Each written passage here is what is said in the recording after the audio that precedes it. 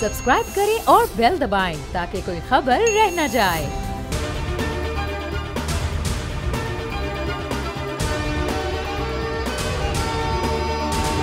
अस्सलामुअलैकुम नाज़रीन, प्रोग्राम में मैं हूं मुदस्सर इकबाल। बड़ा एक अहम मामला इस वक्त दरपेश है और वो है इस वक्त इसराइल के मुसलसल जो हमले और पुरतशद्दुद कार्रवाइयाँ गज़ा पर, खान यूनुस पर और उसके साथ साथ वेस्ट बैंक पर। अब OIC का इजलास, बड़ा एक अहम इजलास तस्वुर किया जा रहा था कि जब OIC का इजलास होगा, सरबराहान मौजूद होंगे, तुर्किया, ईरान, सऊदी अरब, पाकिस्तान, दीगर ममालिक, और इसमें कोई ना कोई कंक्रीट मामला नज़र आएगा और OIC का ये मुतफ़िक़ा तौर पर जो चीज़ें हैं उसका एक प्रेशर डेवलप होगा क्या, और अमेरिका जो इस वक्त पुष्टपनाही कर रहा है इज़राइल की, उस पर कोई प्रेशर होगा। यूरोप के कुछ कंट्रीज़ जो पुष्टपनाही कर रहे हैं उस पर कोई असर होगा।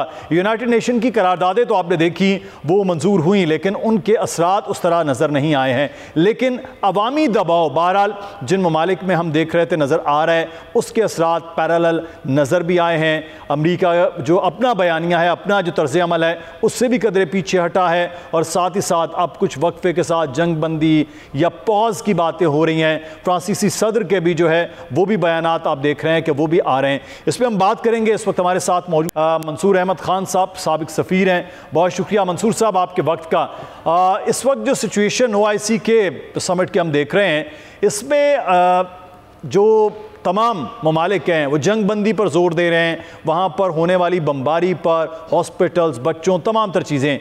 अब यही बातें हमने यूनाइटेड नेशन में भी सुनी थी।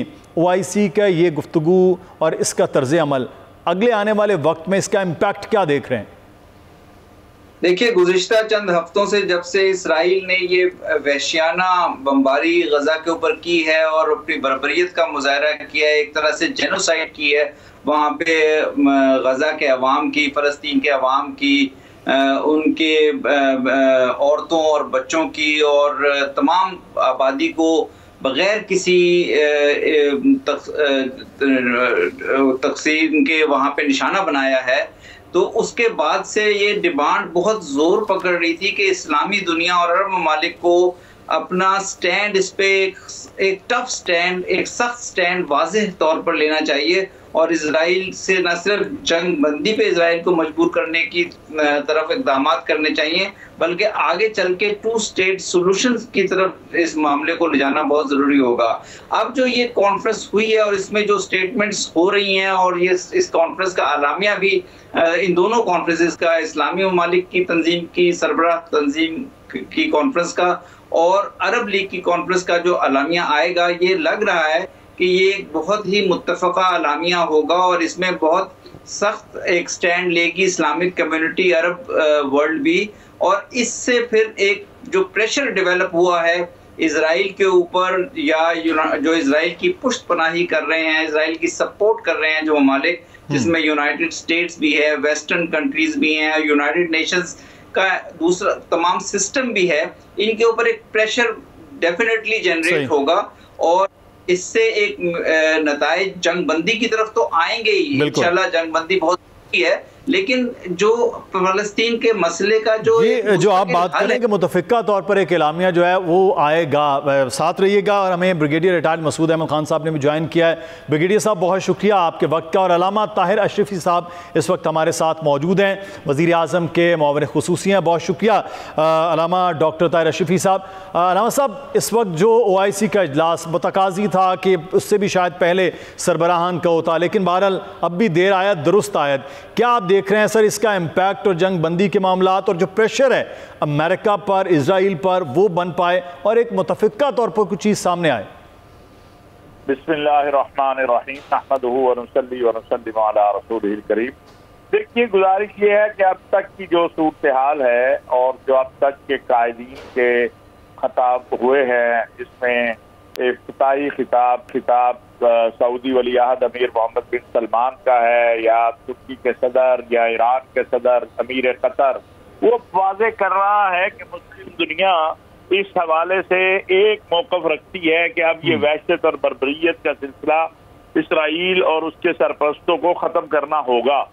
और ये एक मुस्बत सिमत में इस गम और हुज़न की कैफियत में एक कदम है कि तमाम कायदीन, आप देखें तकरीबन 12 साल के बाद ईरानी सदर जो हैं वो रियाद गए हैं, और ये एक बहुत बड़ी खबर है मुस्लिम उम्मा के लिए, वहदत और इत्तेहाद के लिए। इसी तरह उर्दगान साहब, इसी तरह जो है मिस्र के सदर, ये सब एक जगह खड़े हैं और इनका मौक़िफ़ भी एक है, जो सबसे अहम बात है कि इस मौक़िफ़ में कोई तब्दीली नहीं है, इस मौक़िफ़ में कोई कमजोरी नहीं है। अब तक की जितनी तकरीरें हुई हैं या जो गुफ्तगू हुई है वो एक जो है ही लाइन है, और वो 3 नुकात हैं कि जंग बंदी हो, ये वहशत और बर्बरियत, बल्कि इसको जंग क्या, ये तो यकतरफा एक वहशत है, बर्बरियत है, सफाकियत है। बेचारे इसराइलियों के पास तो अब पत्थर भी मारने को मेरा ख्याल सकत नहीं रही जो उनका हाल है। और दूसरा नुक्ता जो इसमें है वो ये है कि जो इमदाद है वो फौरी तौर पर उन तक पहुंचे। आप ही क्या अभी भी चल रहा है, थोड़ी देर पहले अरब मीडिया ने ये बताया कि शिफा अस्पताल में ऑक्सीजन खत्म होने से 36 बच्चे जो हैं वो शहीद हो गए हैं। और तीसरा मामला जो मुस्तकिल हल है कि एक आज़ाद खुद मुख्तार फलस्तीनी रियासत का क़याम, जिसका दारुल खिलाफा अल कुद्स शरीफ हो। तो ये तीनों चीज़ों पर अब तक बात हुई है, और इस बातचीत से ये भी वाज़ेह हो रहा है कि किसी भी लीडर ने, हाँ उसका कोई इख्तिलाफ था या नहीं था, इस मौजू के ऊपर वही बात की है तो दूसरा कर रहा है। तो अगर आज ऐलाने इस्लामाबाद जो है ऐलाने रियाज जो है वो ऐसी सूरत में सामने आता है जिसमें ये वहदत भी हो, इत्तेहाद भी हो, और उसके साथ साथ एक लाए अमल भी हो, तो मैं समझता हूँ कि जो जंग ये का सिलसिला है ये भी बंद हो जाएगा, और इस हवाले से भी कोई अच्छी खबर मिलेगी।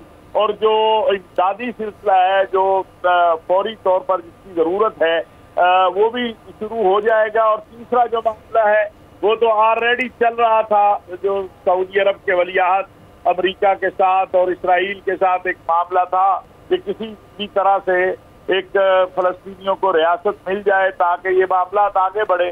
तो मैं उसमें भी तो पेशरफ्त जो है वो मुस्तकबिल में हो सकती है, लेकिन इस वक्त तो सबसे अहम मसला ये वहशत और बर्बरियत का बंद होना है और फलस्तीनियों को इमदाद पहुंचना है, ताकि वो अपनी जिंदगी जो है कम से कम इतनी नॉर्मल तो हो जाए कि उनको खाने पीने के लिए मिल जाए, उनको दवाई मिल जाए, उनके जीने का जो है वो आसरा मिल जाए। तो ये आज के ऐलान से तवक्को तो की जा रही है, और उम्मीद है आलमी दुनिया भी, इस्लामी दुनिया भी अगले घंटे 2 में इंशाअल्लाह ये चीजें सामने आ जाएंगी। लेकिन आज जो अभी कायदीन का हमें मूड नजर आया है या गुफ्तगू नजर आई है, वो बहरहाल इस गम और हुज़न की कैफियत में हौसला अफजा है, और एक जिसे आप कह सकते हैं एक उम्मीद की किरण है। बिल्कुल, ये मुतफ़िक़ा तौर पर हर चीज़ जो है वो तमाम के तमाम लोग एक ही बात कर रहे हैं। बहुत शुक्रिया अल्लामा ताहिर अशरफी साहब, हमारे मुआविन ख़ुसूसी वज़ीर आज़म के, और ब्रिगेडियर साहब हमारे साथ हैं। ब्रिगेडियर साहब, इस चीज़ को हम देखते हैं कि एक अवामी दबाव है जो हमने यूरोप में देखा है, वेस्ट में, दीगर कंट्रीज़ में हमने देखा है। उस अवामी दबाव में अब एंटोनी ब्लिंकन भी अपना मौक़िफ़ तब्दील कर रहे हैं, फ्रांस के सदर भी कह रहे हैं कि कत्लेआम बंद किया जाए, और दूसरी जानिब अब OIC का ये इजलास है। ये प्रेशर डेवलप करते हुए जो हम इतने दिन से बात कर रहे हैं, जंग बंदी, पॉज होना, ह्यूमैनिटेरियन ग्राउंड्स और ह्यूमैनिटेरियन कॉरिडोर का स्टार्ट होना, आप देख रहे हैं कि तवक्को अगले आने वाले दिनों में ये हो? जी हाँ, बहुत शुक्रिया। लाइकली चांसेस हैं जिस तरीके से प्रेशर डेवलप हो रहा है, जिस तरह आपने कहा कि एंटोनी ब्लिंकन ने आफ्टर G7 की मीटिंग के बाद उन्होंने फॉरमोस्ट की बात की थी कि इजराइल को रीऑक्युपेशन की करने नहीं देंगे और इसको, इस एरिया को डिवाइड करने भी नहीं देंगे, बिसीज करने भी नहीं देंगे। और फिर जो प्रेसिडेंट है फ्रांस के, उन्होंने भी कहा कि सीज फायर होने चाहिए, और उन्होंने कहा ह्यूमन राइट्स की वायलेशन हो रही है, और उन्होंने कहा इनोसेंट सिविलियन मारे जा रहे हैं। फिर पब्लिक ओपिनियन देखें, इंपॉर्टेंट जो मेरे ख्याल में फैक्टर बना है वो पब्लिक ओपिनियन था वेस्ट में, और उन्होंने इन्फ्लुएंस किया, जिसकी वजह से हमने देखा कि शिफ्ट है यूनाइटेड स्टेट की पॉलिसी में अभी आ रही है, एंड सब्सिक्वेंटली ये भी होगा। ह्यूमैनिटेरियन पॉलिसीज का देखें, कोई फायदा नहीं है। ये तो यही बात है ना कि आपको 4 घंटे आपने कहा कुछ नहीं होगा, इसके बाद 4 घंटे के बाद फिर आपके साथ एरियल बम्बिंग स्टार्ट होगी।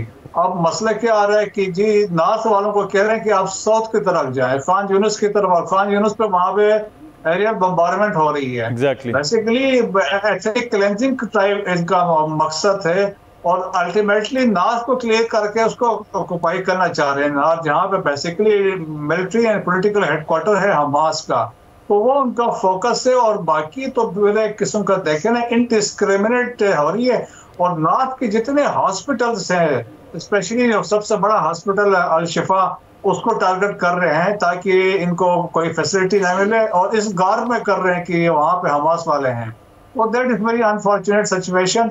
लेकिन अब तमाम दुनिया की नजरें जो हैं और तवक्कुआत पड़ी हुई OIC की जो एक्स्ट्रा ऑर्डिनरी समिट हो रही है एट रियाज में, तो उससे पता चलेगा कि ये लीडर्स किस तरह का स्टैंड लेते हैं। उम्मीद की जा सकती है कि एक स्ट्रांग स्टैंड होगा और इसकी बड़ी सीरियस मतलब इम्प्लीकेशंस होंगी। और बैक डोर में हमने देखा है कि वो कोशिश में बाकी लीडर्स में लगे हुए हैं कि इस समिट के होते होते कोई इसमें कोई सीज फायर की डिसीजन हो जाए। सही, बिल्कुल। ये अब देखते हैं कि OIC के मामलात किस जानिब आगे बढ़ते हैं। साथ रहिएगा। एक और बड़ा एक अहम मामला है नाज़रीन। एक जानिब हम देखते हैं कि इज़राइल के मुसलसल जारहियत अरब के अंदर रहकर और फ़लस्तीन में मुसलसल बमबारी और मासूम बच्चों का जिस तरह से सेम हम इसको अगर देखते हैं कि पाकिस्तान के साथ हमसाया मुल्क इंडिया में वो कश्मीर के अंदर ऐसी ही सिचुएशन किए हुए है और पाकिस्तान पर मुसलसल इस किस्म के मामलात करता है, कभी ड्रोन के साथ, कभी पाकिस्तान की फ़ज़ाई हदूद पर, कभी लाइन ऑफ कंट्रोल पर, कभी इंटरनेशनल बॉर्डर पर, कभी वर्किंग बाउंड्री पर, यही चीज़ें। और अब एक जो ख़बर और सामने आई है वो ये है कि भारत और अमेरिका के दरमियान मज़ीद दफ़ाई माहिदों पर अब मामलात आगे बढ़ रहे हैं और ये इस वक्त ख़ित्ते के अंदर चीज़ों को बढ़ावा देता हुआ नज़र आ रहा है। मुसलसल ये बात की जाती है कि यहाँ पर अपना एक बगल बच्चा बना के बिठा रहा है चाइना के ख़िलाफ़ पाकिस्तान, और जो वन बेल्ट वन रोड है, CPEC है, उसके हवाले से। तो अब जो नए माहिदे हुए हैं, एंटोनी ब्लिंकन भी और लॉयड ऑस्टिन वज़ीर दिफा और वज़ीर ख़ारजा, और इसी तरह से जयशंकर भी और उनके साथ साथ राजनाथ भी मिलकर कुछ प्लानिंग ये कर रहे हैं, एरोस्पेस में भी, एरोनॉटिक्स के हवाले से भी, और कुछ ड्रोन की ख़रीदारी। तो सर ये एक जानिब तो अमेरिका अमन की, जमहूरियत की और ये सारी जो है वो बातें करता है, दूसरी जानिब मंसूर साहब वो इस तरह से दफ़ाई मुआहदे भी बढ़ा रहा है और ये चीज़ें कर रहा है। क्यों, किस लिए इस तरह से पूरा एक स्ट्रेटेजिक पार्टनर बना के यहाँ इस खित्ते में भारत को बदमाश बनाना चाहता है अमेरिका? देखिए जी, कोल्ड वॉर के इख्तिताम के बाद से जो दुनिया की पॉलिटिक्स में और खत्ते की पॉलिटिक्स में जो तब्दीलियां हो रही हैं, तो हमने देखा है कि भारत और अमेरिका के दरमियान स्ट्रेटेजिक पार्टनरशिप और डिफेंस कोऑपरेशन में बहुत ज़्यादा इजाफा हुआ है। इससे पहले कोल्ड वॉर के दौरान भारत का सारा असलहा, सारी वेपनाइजेशन जो थी वो सोवियत यूनियन की तरफ से आती थी, लेकिन इस सदी के जो 2 दहाइयां हैं उनके इस सदी के आगाज तक भारत US से कोई असला नहीं खरीद रहा था। 2008 से लेकर 2008 में उनकी परचेजेस वेपन्स की या डिफेंस इक्विपमेंट की ज़ीरो थी यूनाइटेड स्टेट से, लेकिन 2020 में वो $20 बिलियन से तजावज़ कर चुकी हैं। और इस साल हमने देखा कि जो अभी प्राइम मिनिस्टर मोदी की जो विजिट हुई थी उसमें उन्होंने नेक्स्ट जनरेशन डिफेंस पैक्ट भी साइन किया है, नेक्स्ट जनरेशन डिफेंस एग्रीमेंट किया है, जिसके तहत वहाँ पे हिंदुस्तान एविएशन, एरोनॉटिक्स लिमिटेड और जनरल इलेक्ट्रॉनिक्स जो अमेरिका की है वो मिलकर जेट इंजन्स बनाएंगे। ड्रोन्स के भी की प्रोडक्शन के ऊपर और परचेज का भी हो रहा है। मैरीटाइम कोऑपरेशन में भी कोऑपरेट करेंगे। आर्टिफिशियल इंटेलिजेंस में, स्पेस टेक्नोलॉजी में हम ये देख रहे हैं कि बहुत ज़्यादा इजाफा हो रहा है दोनों के दिफाई कोऑपरेशन में, दिफाई ताउन में। और इससे जो है जिसकी जो इम्प्लीकेशंस आएंगी, एक इस खित्ते में एक इम्बैलेंस क्रिएट होगा। पाकिस्तान के साथ पहले ही भारत की एक हॉस्टाइल रवैया है, दुश्मनी वाला रवैया है, कश्मीर का इशू भी है, दीगर सिक्योरिटी के इशू भी हैं।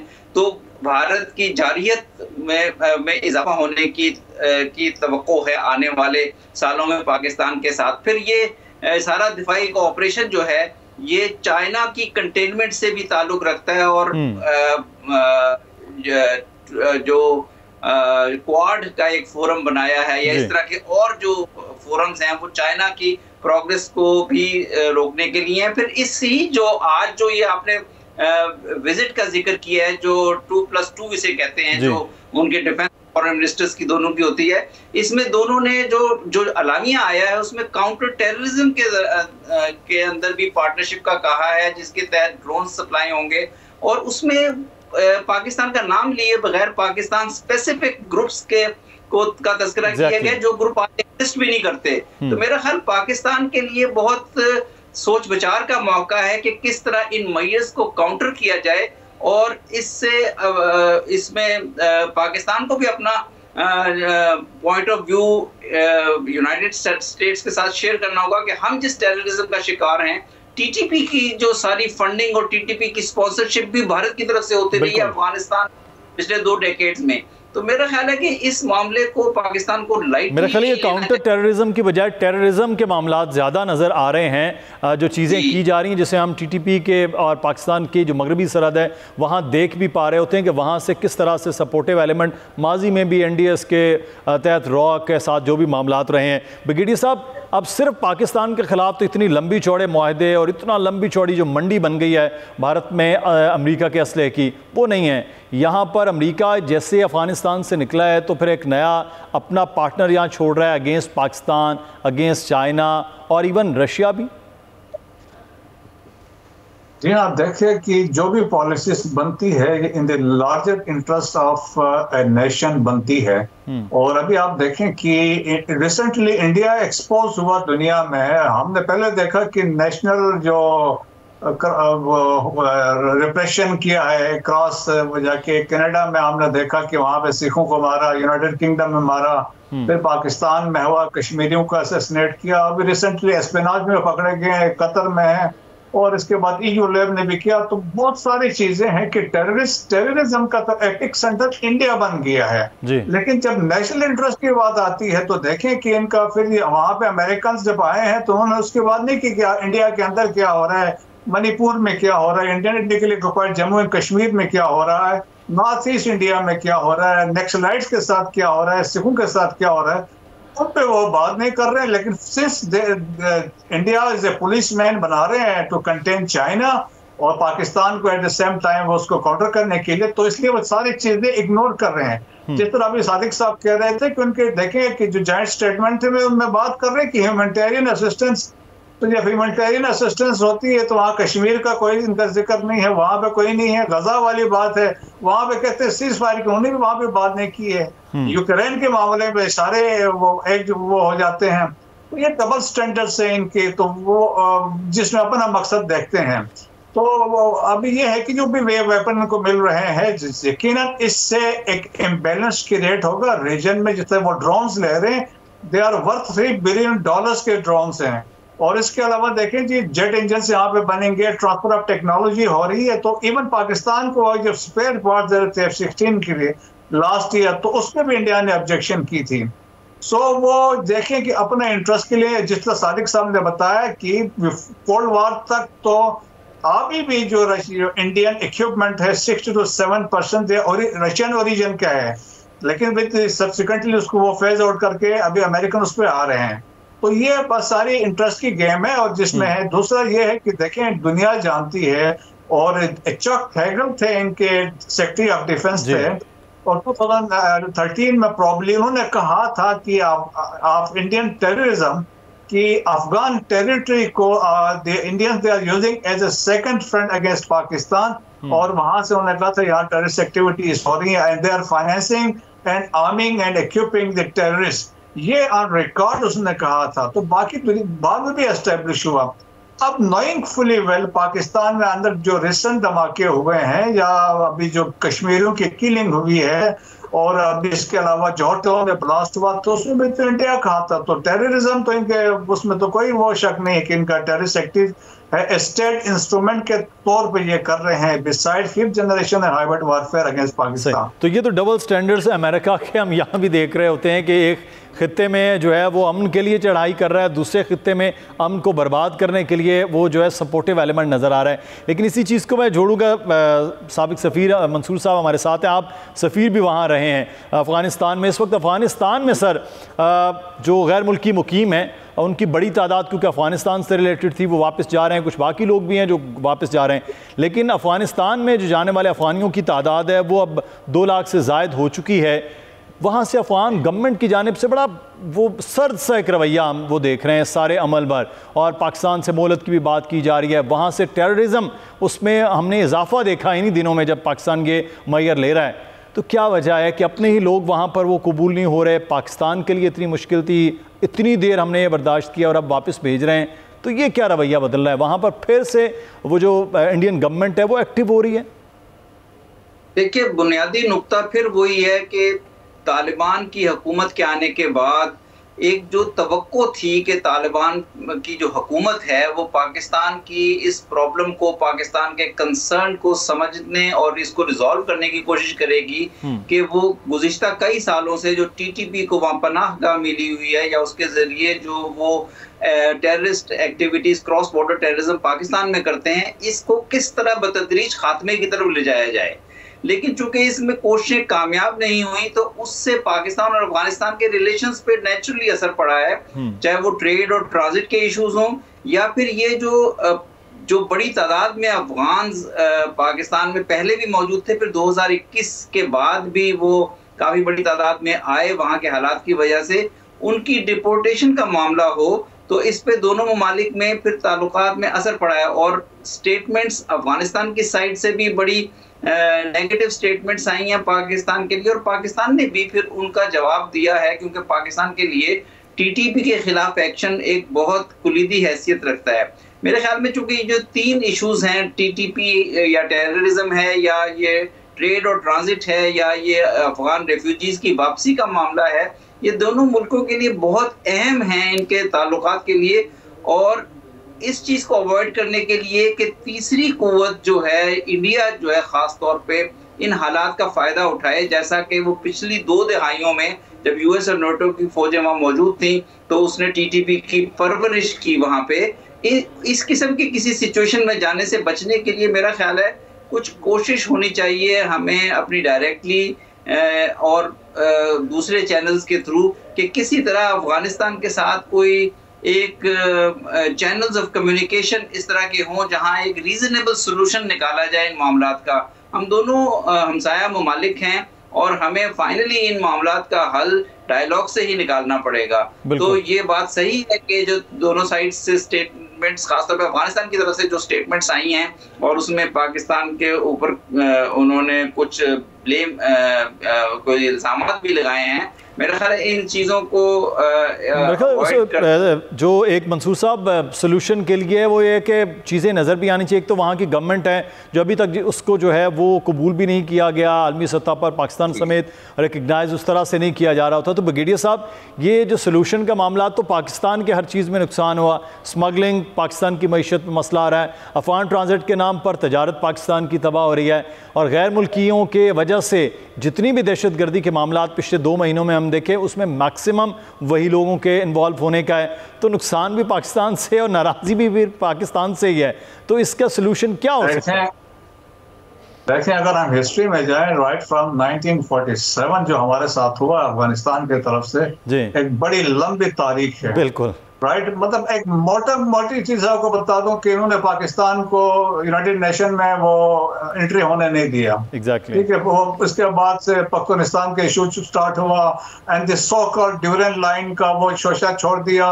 फिर हमारे जो सेपरेटिस्ट थे यहाँ खैबर पख्तूनख्वा से और बलोचिस्तान से, उनको शेल्टर किया, खात वाले एक्टिविस्ट, सो एंड सो, क्योंकि बहुत सारी चीजें हैं, मैं उस डिटेल में नहीं जाऊंगा। लेकिन देखें कि जब सोवियत यूनियन का इन्वेजन हुआ तो पाकिस्तान ही लड़ा ना अगले 10 साल अफगानिस्तान के लिए, हमारे लोगों ने जाने कुर्बान की। फिर 9/11 के बाद again Pakistan was the battle ground जब यहाँ पे हुआ, और उस 20 साल का पीरियड जो था जब अशरफ गनी और करज़ई के थे, उस दौरान में वर्चुअली अफगानिस्तान तो ओवरऑल कंट्रोल कर रहा था और तमाम 66 ट्रेनिंग कैंप्स अफगानिस्तान में बने हुए थे और राह के राब्ते थे विद ऑल 34 प्रोविंसेस के गवर्नर के साथ। तो वहां से सारी एक्टिविटी जनरेट हो रही थी। ब्रास वहां पे बनी, कंसोर्शियम ऑफ मिलिटेंट ऑर्गेनाइजेशन वहां पे बनी। So focus was Pakistan.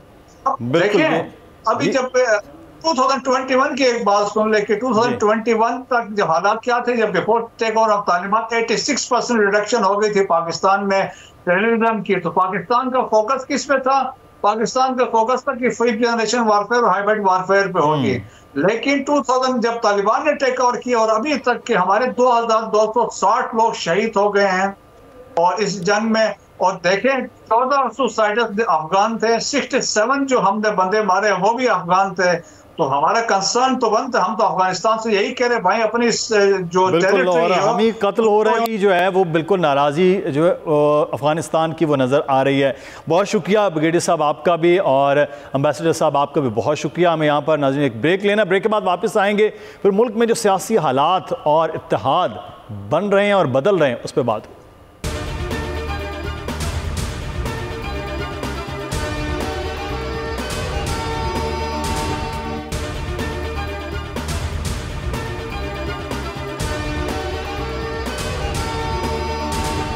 Break के बाद खुशामदीद अब बात होगी पाकिस्तान के सियासी मामलात के हवाले से कि एक नए इत्तेहाद बनते नज़र आ रहे हैं, और वो इत्तेहाद का मरकज़ व महवर इस वक्त सिंध है, और सिंध की अर्बन और सिंध की रूरल सियासत में पाकिस्तान मुस्लिम नून जो पंजाब में एक बड़ी जमात है, लेकिन मुत्तहिदा कौमी मूवमेंट पाकिस्तान जिसे जो अर्बन सिंध के अंदर वो सबसे बड़ी जमात तस्वुर किया जाता है, मुत्तहिदा कौमी मूवमेंट पाकिस्तान हैदराबाद में और फिर कराची में मुस्लिम नून के साथ कुछ सीट एडजस्टमेंट कर रही है, मिल के इलेक्शन लड़ना है, इत्तेहाद हो रहा है, क्या हो रहा है इस पे हम बात करेंगे। और हमारे साथ इस वक्त मौजूद हैं मूवमेंट पाकिस्तान के सीनियर रहनुमा रऊफ सिद्दीकी साहब। बहुत शुक्रिया रऊफ सिद्दीकी साहब आपके वक्त का। 3 बार आपकी पहले भी इत्तेहाद माजी में हुए हैं और अभी भी हालिया आप इत्तेहाद भी करके आए। इससे पहले पाकिस्तान तहरीक इंसाफ के साथ आप हुकूमत में थे, उससे पहले मियाँ साहब के साथ थे, उससे पहले पाकिस्तान पीपल्स पार्टी के साथ थे। तो सर हर हुकूमत के साथ होते हैं आप रऊफ सिद्दीकी साहब, सच्चा प्यार नहीं मिल रहा है MQM को? बिल्कुल आपने सही कहा, ये एक अलमिया है हमारे मुल्क का कि इतनी बड़ी बड़ी सियासी जमातें जो नेशनल लेवल पे आती है, लेकिन जब उनको हुकूमत बनानी होती है वफाक में, तो अल्लाह ताला का ये एहसान व करम है कि MQM के वोट बैलेंसिंग वोट हो जाते हैं। तो उसके लिए वो आते भी हैं, फिर हमारी तारीफ़ें भी करते हैं, हमसे तहरीरी मुआहदा भी करते हैं और अलम नशरा भी करते हैं, पूरे पाकिस्तान को बताते हैं कि हमारा मुआहदा हुआ। और बदकिस्मती ये है कि उस मुआहदे पे अमल दरामद नहीं करते हैं। जब वज़ीर आज़म बन जाते हैं, हुकूमत उनको मिल जाती है, तो सिर्फ ज़रूरत के वक्त MQM याद आती है। और हमारे लिए ज़रूरत इसलिए है कि ज़ाहिर बात है हमारे पास ये तो नंबर गेम्स हैं, हमारे पास कौमी असम्बली में इतने नंबर्स नहीं होते कि हम इंडिपेंडेंट गवर्नमेंट बना सकें या हम कोई आइनी काम कर सकें। इसी तरीके से प्रोविंस की सूरत हाल है कि जिस तरीके से हल्का बंदियाँ की गई हैं, जिस तरीके से आबादी का तनासुब पॉलिटिकल बुनियादों पे किया जा रहा है, बल्कि जेन्युइन नहीं पॉलिटिकल बुनियादों पे, तो ये एक डिस्क्रिमिनेशन तो सूबे सिंध के अंदर मौजूद है। तो हमें तो ज़ाहिर बात है उन्हीं से बात करनी होगी जो पाकिस्तान की हुकूमत बना रहे होंगे, और हम तो ज़ाहिर बात है कौमी धारे के लोग हैं। और MQM पाकिस्तान की हमेशा तीसरी बड़ी सियासी जमात रही है, पार्लिमानी जमात रही है। ये अलग बात है कि 2018 में हमारी सीटें छीन छान के खैरात के तौर पे और सदक़े के तौर पे दी गई और छीनी गई हमसे और लूटी गई यहाँ से। और फिर बदकिस्मती ये है कि 2018 से लेकर अब तक सिंध का शहरी इलाक़े की नुमाइंदगी को खातिर में नहीं लाया गया। सियासी भी और समाजी भी एक डिस्क्रिमिनेशन तो है ना यार रऊफ सिद्दीकी साहब। लेकिन आप 2018 से 2023 तक हुकूमत का हिस्सा रहे वफाक में, लेकिन उसके बावजूद आप खुद ही अब ये कहते हैं कि शहरी सिंध को कुछ नहीं दिया गया, तो आप हुकूमत में रहते हुए भी फिर शिकायत ही अब कर रहे हैं कि कुछ नहीं मिला? नहीं, हुकूमत में रहने का मतलब है कि हम तो सिर्फ उसी हद तक जिम्मेदार हैं ना, और उसी को हम ऑन करेंगे ना कि जो 1-2 वजारतें हमारे पास थी और वो वजारतें भी कैसे चली थी। दूसरी बात है कि 2018 में हम कोई खुशी से नहीं गए थे मुआहदा करने के लिए, एक जब्र की कैफियत थी। और ये बात मैं बरमला कह चुका हूँ, 2018 में जब राब्ता कमेटी का इजलास हुआ था, हम बड़ी बहालत मजबूरी गए थे और ये गिले शिकवे हमारे होते ही रहे। ये सवाल हमसे करने के बजाय ये सवाल उन पार्टी के सरबराहों से पूछे कि आप लोग के नज़दीक मिसाक की हुर्मती कोई नहीं है, मुआहदे की अहमियत ही कोई नहीं है, और इस ढिठाई के साथ आप लोग मुआहदे करते हैं और आते हैं और फिर बाहर निकल के ऐलान भी करते हैं और उसके बाद अमल भी नहीं कर सकते। तो मुआहदों पे अमल दरामद करना बाइख्तियार फरीक की जिम्मेदारी है, ये नहीं कि हमारी जिम्मेदारी थी। तो ये रऊफ सिद्दीकी साहब, जो जबर की कैफियत आप 2018 की बात कर रहे हैं, फिर ये 2022 में भी जबर की कैफियत के बिना पर ही आप फिर हुकूमत में गए?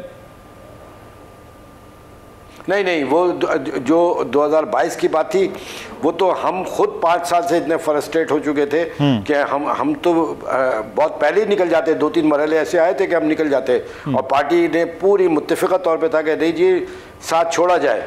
लेकिन मैंने वही आपसे अर्ज़ किया 2018 में, और जैसे ही हमें अंदाज़ा हुआ तो हमने उसी वक्त अपनी राहें जुदा कर ली थी, क्योंकि वजह यह है कि आप उठा के तो देखिए ना, कोई एक बात तो बताइए जो इस शहर के लिए, सिंध के शहरी इलाक़ों के लिए, जहाँ से यानी सितम ज़रीफ़ी ये है कि वज़ीर-ए-आज़म यहाँ से मुंतखब होने के लिए वोट लेने आ गया, जो अभी सदर है वो यहाँ से वोट लेके जीत के गए यहाँ से, और पता चला कि वो दोनों के दोनों नज़रें इस्लामाबाद हो गए। उन्हें तो ख्याल भी नहीं आया कि इस शहर के अंदर क्या किया जा सकता है, जो वफाकी हैसियत से किया जा सकता है वो तो करना चाहिए था ना। बिल्कुल सही। अच्छा, रऊफ सिद्दीकी सब साथ रहिएगा। डॉक्टर चौधरी साहब ने हमें ज्वाइन किया, पाकिस्तान मुस्लिम नून के रहनुमा हैं। बहुत शुक्रिया तारिक फजल चौधरी साहब आपके वक्त का। सर, आपको MKM की ज़रूरत पड़ गई है सिंध में GDA की, या MKM और GDA को ज़रूरत थी और आपको लाया गया? ये इत्तेहाद बन रहा है, सीट एडजस्टमेंट हो रही, क्या हो रहा है डॉक्टर साहब? बिस्मिल्लाहिर्रहमानिर्रहीम। देखिए, जब इलेक्शन की सूरत हाल बनती है, सजा बनती है, तो उस वक्त सियासी जमातों में अलायंसेस भी होते हैं, सीट टू सीट एडजस्टमेंट भी होती है, और किसी जगह के ऊपर हम किसी जमात को सपोर्ट दे सकते हैं और उसकी हिमायत किसी और जगह के ऊपर हम ले सकते हैं। तो ये मुख्तलिफ नौइयत की सेटलमेंट्स होती हैं, अरेंजमेंट्स होती हैं, और इसमें आपका लाइक माइंडेड होना ज़रूरी है कि आपका जो पर्पज़ है आप भी वही करने जा रहे हैं जो दूसरी जमात सोच रही है, और जो दूसरी जमात सोच रही है उससे आपके भी नजरियात जो हैं वो उसी समत में है, मुल्क को किस तरह बेहतरी की तरफ लेके जाना है और मसाइल को किस तरह हल करना है। तो अभी ये बातें अभी तो इब्तिदा में है। इंशाल्लाह आइंदा आने वाला दिनों में आप देखेंगे कि मजीद राब्ते होंगे मुस्लिम लीग नून की सीनियर क़यादत के, मियां मोहम्मद नवाज शरीफ साहब के, मियां शहबाज शरीफ साहब के, और मजीद इस तरह के जो अलायंसेज और इत्तेहाद हैं वो बनेंगे। और हम तो जो मुल्क की सूरत हाल है, जो हमारे गंभीर नौइयत के मसाइल हैं, उस हवाले से तो हम तो ये भी कहते हैं कि जब हुकूमत इंशाल्लाह अगली बनती है और मुस्लिम लीग नून बनाती है अल्लाह के फजल से, तो उसके बाद भी सियासी जमातों को दावत दी जा सकती है कि आए मिलकर इस मुल्क की तामीर और तरक्की के लिए मिलकर काम करें। देखिए, सियासत में पाकिस्तान की बदकिस्मती से इमरान खान साहब ने एक ऐसा नफरत का जहर भर दिया है कि वो सियासत को जाती दुश्मनी की तरफ ले गए हैं, और उन्होंने गली मोहल्ले की सतह के ऊपर इस तरह का माहौल पैदा कर दिया था कि उनके कारकुन तैयार होते थे कि वो दूसरे पॉलिटिकल वर्कर या पॉलिटिकल लीडर के घरों पे अटैक करें, उनके दफातर पे अटैक करें। ये सूरत हाल जब से पाकिस्तान बना है कभी इस तरह की सूरत हाल नहीं हुई। हमने मैंने 3-4 इलेक्शन लड़े हैं कौमी असम्बली के, 10 साल मैं MNA रहा हूँ। गली मोहल्लों में एक दूसरे के आमने सामने हमारे सियासी जमातों के दफातर खुले होते हैं, और वहाँ पे कभी नफरत वाली फिजा नहीं होती। सही, तो इसे खत्म करने की जरूरत है। लेकिन डॉक्टर साहब, जब तक ये खत्म नहीं होगी जी, बिल्कुल ये तो सियासत को, तो सियासत आप बिल्कुल बजा फरमा रहे हैं, सियासत की हद तक जो एक पूरा हमने देखा है माजी में इलेक्शन की हद तक मामलात होते हैं और उसके बाद एक नॉर्मल मामलात आगे चलते रहते हैं। लेकिन डॉक्टर साहब, एक कौमी लीडर के तौर पर मियां नवाज शरीफ साहब को और कौमी जमात के तौर पर पाकिस्तान मुस्लिम नून को आप बताते हैं, लेकिन सिंध में आपकी जमात जो है वो कहाँ थी, किधर थी पिछले 8-10 साल में?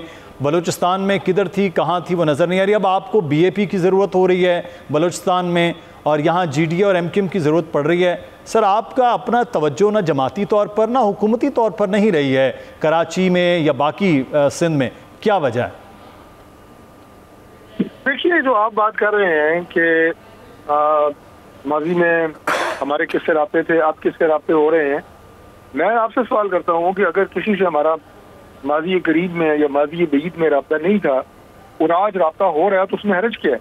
नहीं, हर्ज तो बिल्कुल उसमें अनहोनी बात कौन सी है? मैं सर आपकी जमात की बात कर रहा हूँ कि पाकिस्तान मुस्लिम नून खुद यहाँ जमाती तौर पर उस तरह से नहीं नज़र आई है। बल्दियात का भी इलेक्शन हुआ है, आपकी स्टैंडिंग कहाँ थी वो नज़र आ रही। पिछले इलेक्शन में एक बहुत बड़ी जमात, आप वफाक में हुकूमत कर रहे, पंजाब में इतनी आपके पास सीट्स पावरफुल, लेकिन वहाँ जैसे सादकाबाद क्रॉस होता है पाकिस्तान मुस्लिम नून जो है वो नज़र नहीं आती। मैं आपको अर्ज कर रहा हूँ कि अगर किसी जगह के ऊपर हमारी स्टैंडिंग कमजोर है और हम वहाँ पे किसी जमात के साथ, जो मैंने शुरू में कहा कि किसी से वहाँ सपोर्ट लेंगे, किसी और जगह किसी को सपोर्ट देंगे, उस सीट एडजस्टमेंट करेंगे, ये एक इलेक्शन की पॉलिटिकल स्ट्रेटेजी इसी को कहते हैं। और अगर किसी से हमने माजी में राब्ता नहीं किया, आज कर रहे हैं, तो इसमें कोई हर्ज नहीं है, ये कोई अनहोनी बात नहीं है। और मैं आपको बता रहा हूँ, मकसद जो है ना वो ग्रेटर कॉज होना चाहिए, और वो नवाज शरीफ का जो कॉज है वो एक ग्रेटर कॉज है। इस मुल्क को ये जो हमने पॉलिटिकल डिवाइड, और वो भी जैसे मैंने कहा कि नफरतों की शिद्दत तक चले गए हैं, उसे खत्म करके मुल्क को आगे लेके जाना है। और हम सब बातों से रब्ता कर रहे हैं और करेंगे मजीद रब्ता। तो डॉक्टर साहब, बिलावल भुट्टो कह रहे हैं कि किंग्स पार्टी को हमने हर दौर में हराया है, तो अब बाकी तो कोई जमात है नहीं, पीटीआई तो सामने ही नहीं है, आप हैं जिसके बारे में बात हो रही है कि वो बड़ी जमात है, वो आप कंपेटिटर भी इस वक्त है पाकिस्तान पीपल्स पार्टी के हैं, तो किंग्स पार्टी अब आपकी बन रही है और आपके साथ बाकी पार्टियाँ मिल के किंग्स पार्टी बना रहे हैं।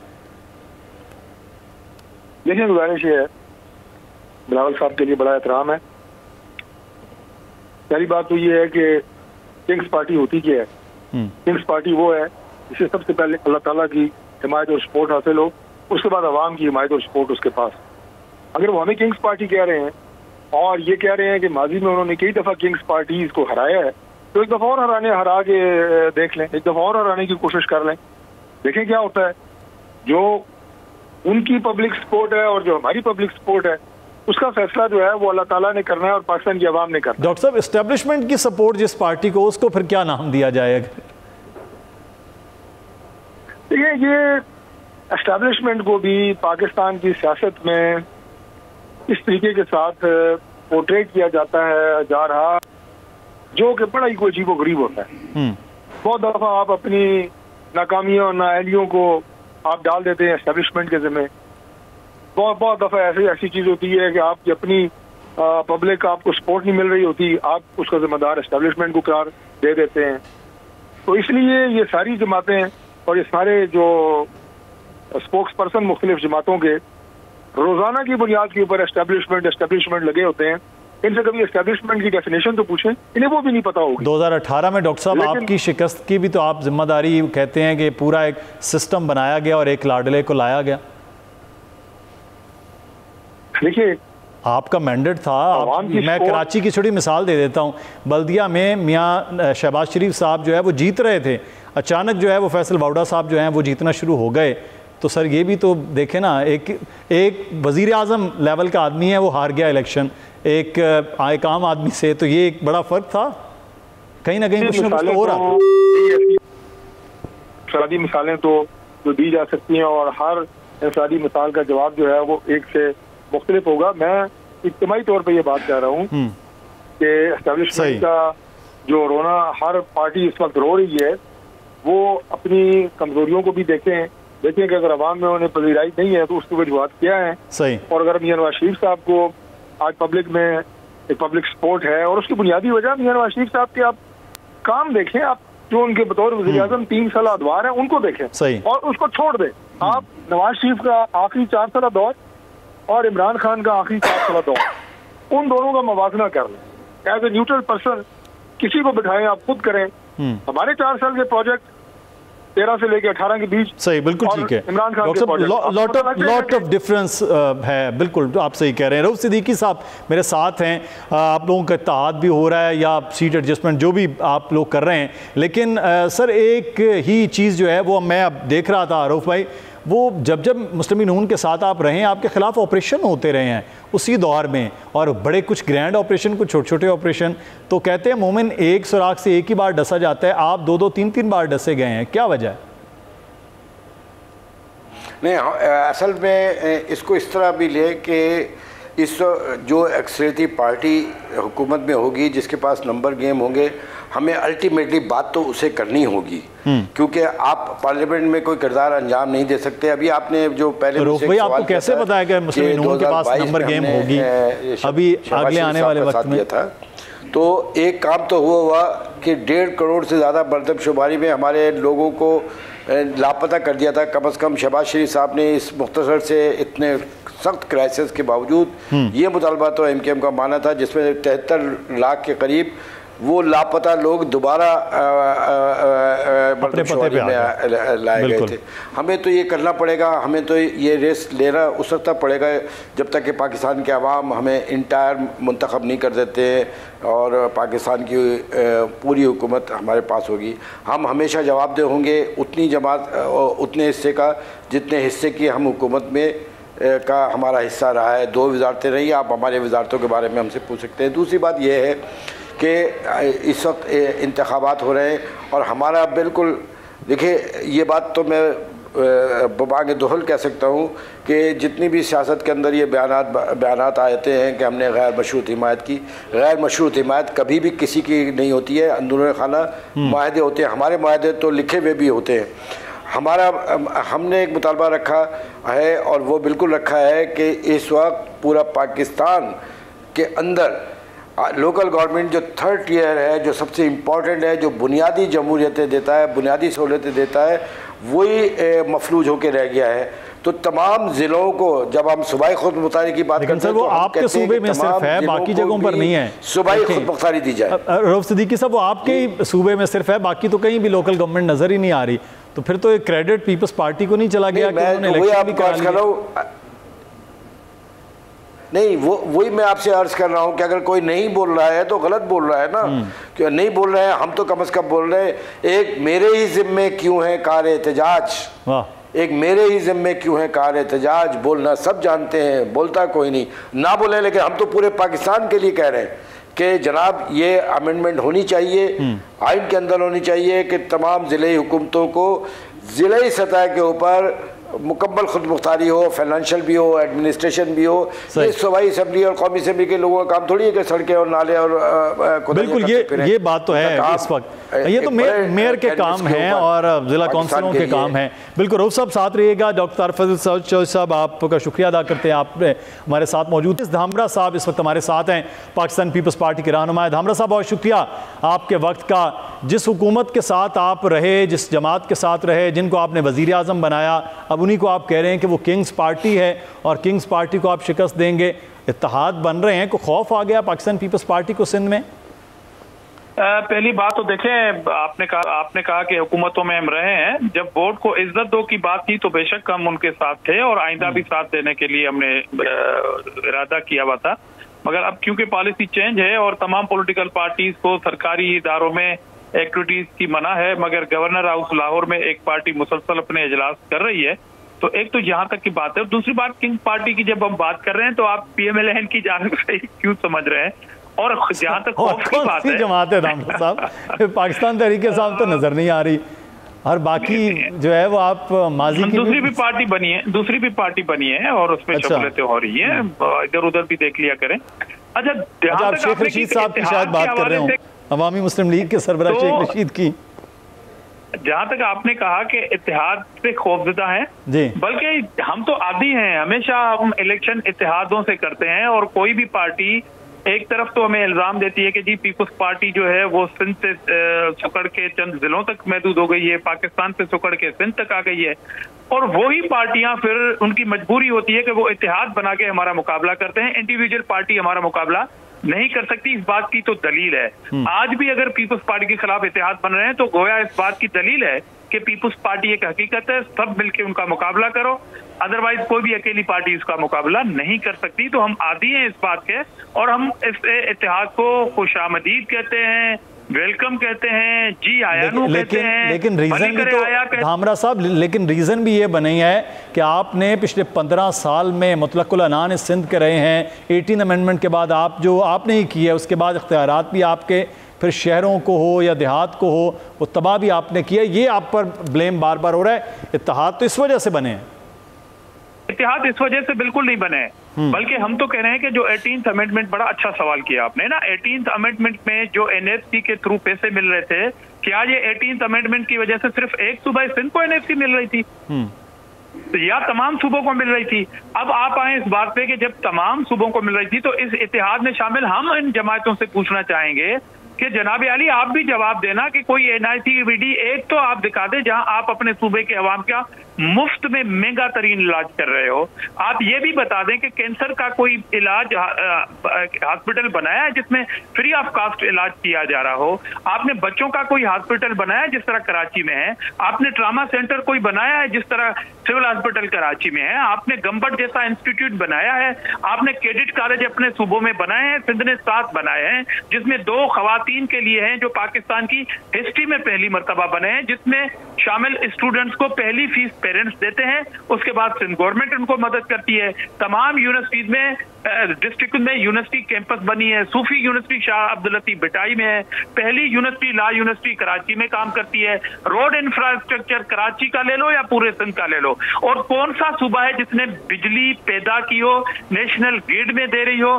सिंध में आप चलें, थरपारकर में मैं दिखा सकता हूँ आपको, मैं नूरियाबाद में दिखा सकता हूँ, बिजली मुफ्त प्रोवाइड करती है। और पाकिस्तान में वो कौन सा शहर है जिसमें बिजली मुफ्त प्रोवाइड की जाती है, जहां से बिजली बनती है? वो इस्लाम कोट थरपारकर में। सिंध को छोड़ के बाकी कोई सूबा बता दें जहां पर सूबे ने अपने अखराजात से कोई एयरपोर्ट बनाया हो। इस पे धामरा साहब, रऊफ साहब, सिद्दीकी साहब, आप तो कह रहे थे कि जो है वो जो सूरत हाल है इस सूबे की, वो तो इतने लंबे चौड़े प्रोजेक्ट्स गिनवा दिए हैं, ऐसे लग रहा है कि यहाँ तब्दीली है और बेहतरी होगी। आप कह रहे हैं कुछ नहीं हुआ है। देखिए, मसला ये है कि इसके वॉल्यूम पे आप अगर जाए 15 बरस में 15,000 अरब में अगर 50 अरब के हॉस्पिटल्स बने, लेकिन ठीक है, धामरा साहब का यह हक बनता है कि वो अपनी कारकर्दगी ज़रूर बताएं, लेकिन बात यह है कि आवाम की सूरत हाल क्या बदली है।